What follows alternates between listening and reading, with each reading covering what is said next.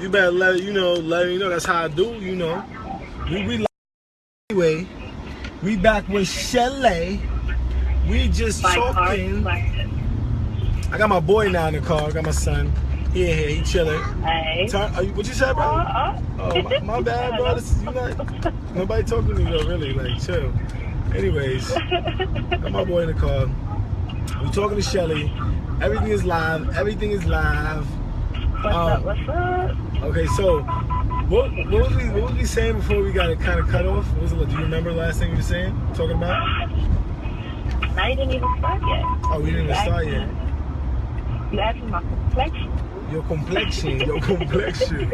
Aye, mommy, that complexion. I'm milk chocolate from chocolate. Oh, shit. You was thinking about that one. She had some time. Alright, since we don't have like a visual right now of you, we just wanted a little description, nothing too explicit, so that's good enough for now. Right.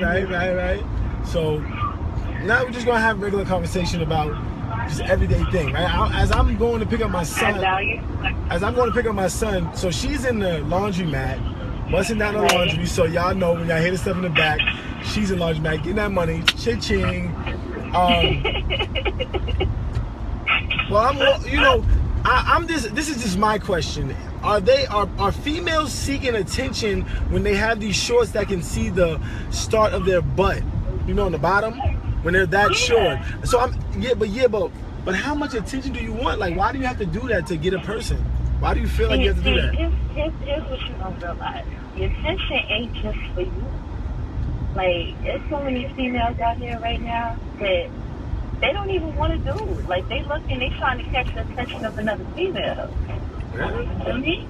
And if it's not that, then it's like they want the females to know just as much as the guys that their body's banging. So they're going to show it off.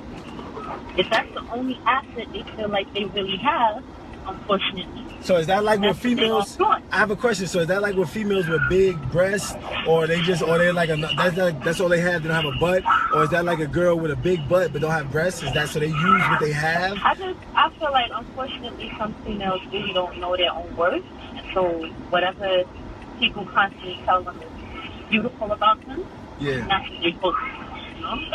I feel you on that. I got people on the bottom that commenting, want to know what's going on.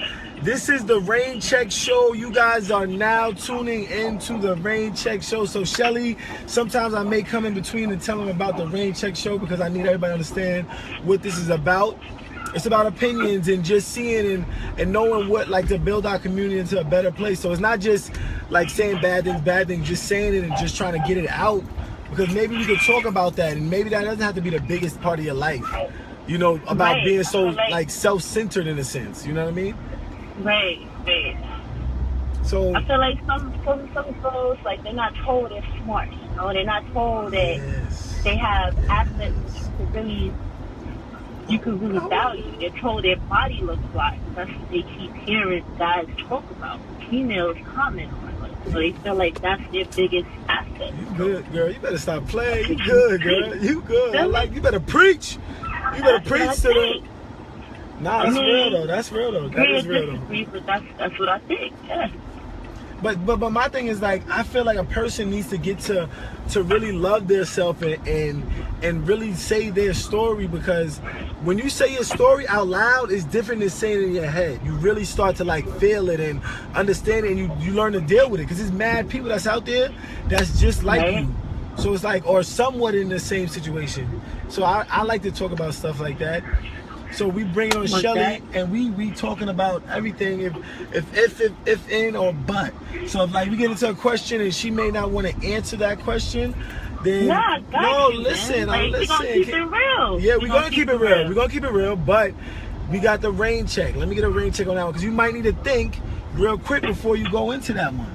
You feel me? So you give you a rain check. You ain't gotta rush everything. We're not trying to put you out there on the limbs like that, just throw you to the wolves. We talking. Nah, I'm an open book though.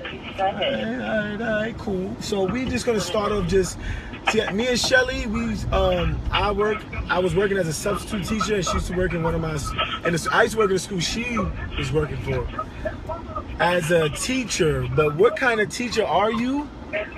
I'm a special ed. You're a special ed teacher? You got that. So what does a special ed teacher do? Like, what do you do on a daily basis?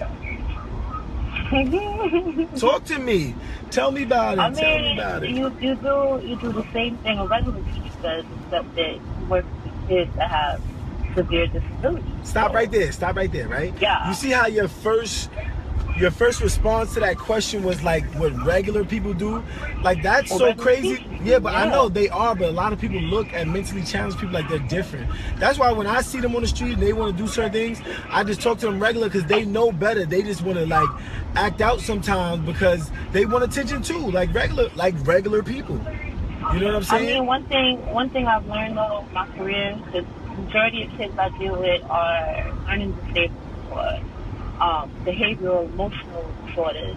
I have a few autistic, but majority are learning and behavioral. And honestly, those are the kids you see on the street every day. They could be your next door neighbors, your cousins, your sister, your brother. Like, they're regular kids. They get in the classroom dealing with a different kid. You know how you say, like, your child, how they act at home is different from how they act in public? Yeah, it is. It's true. Like, they're regular kids. You know, you got your kids, you know they know better. You better stop now. You better sit down. You better go on when you're in the house, but then when you're out, you gotta give them the eye. You better stop. The only problem, you're right, the only problem is they may not know how to read as well, if at all. They realize they have a problem, and when they get in the classroom, they find these unique ways to mask their issues. And then that's when you have, uniqueness.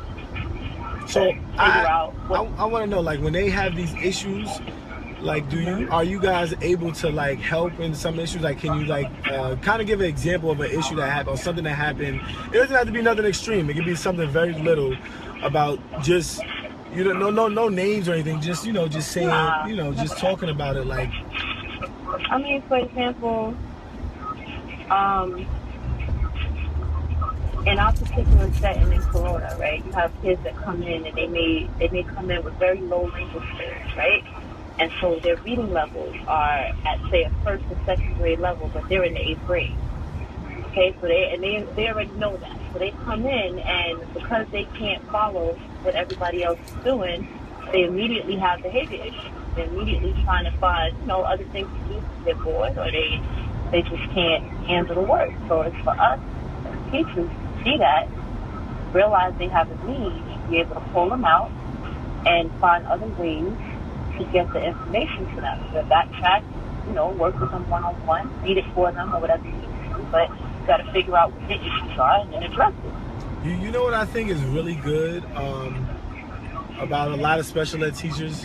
That they come to learn a lot about themselves through getting to deal with mentally challenged people, because Absolutely. I've even worked at a mentally challenged school where I was just really there to help, like, in like bathroom stuff, or like if they needed to do just little things around the place. And my mother's been around it my whole life, so I've been around it my whole life. My mother, that's her job, and she retired. And to me, they're just regular. I used to go to the Olympics. I used to do like be at, I used to come in the house and they like different client people would be there, and I just be like, oh, okay, so we all here then today. You know what I'm saying? Like, it was just regular. It's regular. It's not like, oh my goodness, like what is going on? Like, no, they're just regular people. And that's why I think people gotta stop looking so much on the outside, because I know there's plenty of times where you probably met somebody on the outside as for you as like a handsome person or a sexy guy or cute or whatever, but then when you spoke to them, they was really ugly, or really like, I don't really know if I want to have them around. So I think those are like, that's just life. Like, we got to start talking to people.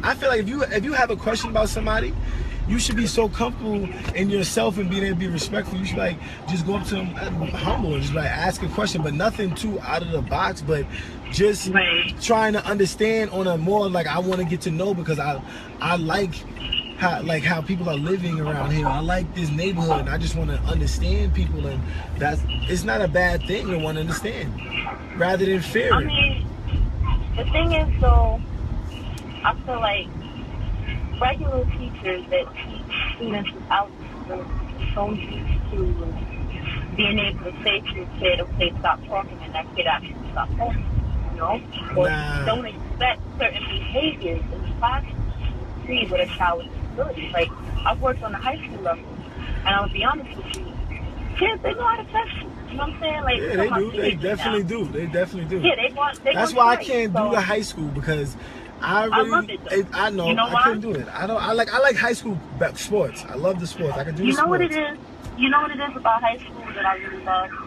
Wait a minute. I'm sorry. Go ahead. I gotta stop. You know, sometimes I be having these brain farts and I just be like, having stuff. But I had to shout out to New York Knicks. My team is looking good this year. You know, I got excited. I was looking at myself. Oh yeah, you know, I got the jersey on. That's number 7. I'm not a Melo fan like that, but I love number 7. You know what I'm saying? I don't hate Melo. That's the homie. It's the big homie. I ain't got no problems. But at the same time, I think he needs to put a little bit more in, and we would get a lot more out. Especially with Noah, Jennings, Rose, and just other people. Yo, stop playing, man.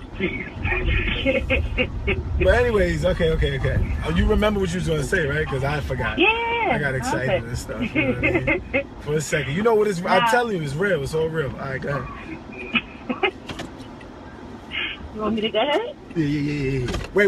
Oh, all right, go ahead. I'm just backing up, girl. You know what I'm saying? I'm just backing up. I'm parking. Now, I was saying what's really cool about high school is that they don't trust people very quickly. That's where you see a lot of like the cussing teachers out, and the minute they feel like you're not in their corner, they're going to give you all kinds of help. But if they feel like you're in their corner and you're really trying to help them out, you could take them to the ends of the earth in that way. Yeah, you could, but like sometimes it's like, but sometimes where do you know to draw the line as a teacher? What do you mean by draw the line? Because, you know, if you're getting to know a kid, you gotta have a boundaries in the sense of like, okay, I can know this much, or oops, I can know that much. See, you hit it on the nail. You gotta get to know your kids. I kid you not, my first month or 2 of school, I do very little coursework. I spend a lot of time getting to know them. Because once you know their life and you know where they're coming from and what their story is, it's easy to reach them. Because the minute they start falling off, you're getting them back with knowledge that you know about them. You ever see a kid say to you, you don't know shit about me. You don't know nothing about me. Yeah, like, that's people real, don't take time to really get to know them. And a lot of times, sad to say, their own family members don't really know them. Because they see them coming and going and don't really know what's going on. You gotta take they be thinking that everything is okay. That's why I'm going to interview my nephew. I don't care what Laverne says. I'm going to interview my nephew because my boy, that's my boy right there. Like this my boy, look. My boy is on the debate team. My boy plays basketball. He's very down to earth. He listens. He's not a kid that just like, oh, I'm nice and I'm not going to listen, or I'm good. Like, he's God, they bugging back there. He's very head focused, and I just want to interview him. Just some simple questions. But, Shell, we are going to get back to me and you very soon. Finish this conversation. I just got to get my daughter right now. The last time we tried to take it out on my son, we just wasn't working. So, you know, we got to get the kids today. We live, but we got to have the kids because we really live. Because we live. Hey, we live. Hey, we live. Hey, you know, Shelli dance too. She can't dance better than me though, but she can dance. Yes, I can. You see that move? You know when you're ready. Whenever you're ready, we live and we on. You know what I'm saying? I'm out here. I'm ready to battle anybody. Whatever you want to do, I'm ready to battle everybody out here. Listen, I see your belly like you saw that. I was like, hey, but that wasn't even sturdy though. I was just like, you know what I mean? Like I was just like, don't do it to yourself. All right. But listen, we're gonna be back soon. I gotta go get my other kids. It's all about the kids, baby. It ain't nothing else because you gotta get the kids right. Or we just gonna keep seeing the cycle. Stay with your kids, teach them, talk to them, be real, stop hiding, cause then they're gonna start hiding, right, Shell? Right. But I do appreciate you coming out, Shelli. And I wanna, like I always say after every show, we say it, and you gotta think of it more of in a positive way. Get your own on your own. That's what my brother used to say, and that's really telling you to get yourself right, and then you can get everything else right. You know what I mean? You got to be confident and be excited about yourself to be all right. Because when you get a haircut or you get that new do, girl, and you be feeling right, you look in the mirror, you like, damn, can I just do that? Like, stop playing. Like, you know, some people go out and be like, yo, did they really think they was doing that with that? But you feeling like that all the time is better than being angry and this and that, because every day is not going to be perfect. Once again, though, I want to thank you again, Shell. I'm going to definitely call you back later.